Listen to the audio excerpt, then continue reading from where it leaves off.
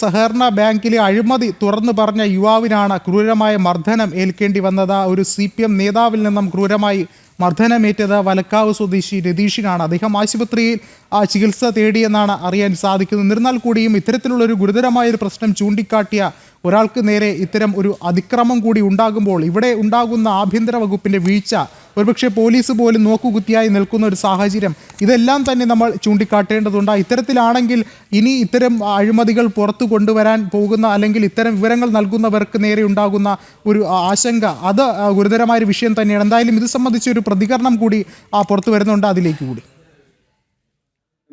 മൂർക്കനിക്കര 199 എന്ന് പറഞ്ഞ സഹകരണ സംഘം, പിന്നെ വലക്കാവിൽ കാർഷികേതര തൊഴിലാളി സഹകരണ സംഘം എന്ന് പറഞ്ഞൊരു സംഘമുണ്ട്.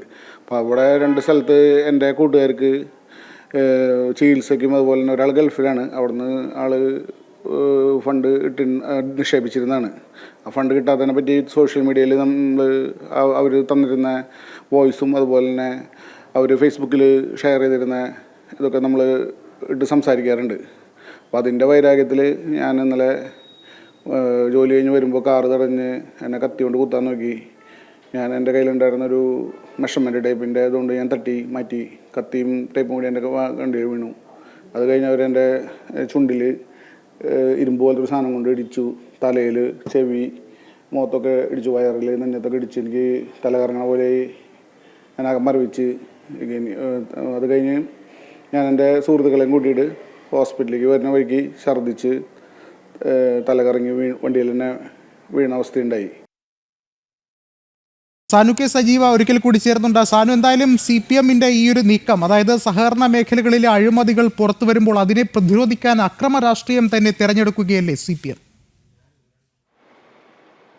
തീർച്ചയായിട്ടും ഇന്നലെയാണ് ഈ ഒരു സംഭവം നടക്കുന്നത്. അതായത് സഹകരണ ബാങ്കിൽ തൻ്റെ സുഹൃത്തുക്കൾ നിക്ഷേപിച്ച പണം അവരുടെ ചികിത്സാ ആവശ്യത്തിനായി ചോദിച്ചപ്പോഴത്തേനും നൽകിയില്ല. അതായത് ഈ രതീഷിൻ്റെ സുഹൃത്തുക്കൾക്ക് 2 സഹകരണ ബാങ്കുകളിൽ നിക്ഷേപമുണ്ട്. ആ ബാങ്കുകളിൽ നിന്ന് പണം ചികിത്സാ ആവശ്യത്തിനായി തിരിച്ചു ചോദിക്കുന്ന സമയത്ത് ഇപ്പോൾ പണം തരാൻ ആവില്ല എന്ന ബാങ്കിൻ്റെ നടപടി അല്ലെങ്കിൽ ബാങ്കിൻ്റെ മറുപടിയാണ് ഈ രതീഷ് സമൂഹ മാധ്യമങ്ങളിലടക്കം ചർച്ചയ്ക്കായിട്ട് ഉപയോഗിച്ചത്. അതായത് വാട്സാപ്പ് ഗ്രൂപ്പുകളിലടക്കം ഇതുമായി ബന്ധപ്പെട്ടുകൊണ്ട് രതീഷ് പോസ്റ്റുകൾ അടക്കം ഇട്ടിരുന്നു. ഇതിനെ തുടർന്നാണ് ഇത്തരത്തിൽ ഒരു അക്രമം ഇന്നലെ വൈകിട്ട് രതീഷിന് നേരിടേണ്ടി വന്നത്. CPM പ്രവർത്തകനായിട്ടുള്ള അർജുൻ ആണ് ഇന്നലെ വൈകിട്ട് രതീഷിന്റെ വാഹനം കാർ തടഞ്ഞു നിർത്തിക്കൊണ്ട് കത്തിക്ക് കുത്താൻ വേണ്ടിയിട്ട് ഒരു ശ്രമം നടത്തി. എന്തായാലും ഈ അക്രമത്തിൽ പരിക്കേറ്റ് രതീഷ് തൃശ്ശൂരിലെ സ്വകാര്യ ആശുപത്രിയിൽ ചികിത്സയിലാണ്.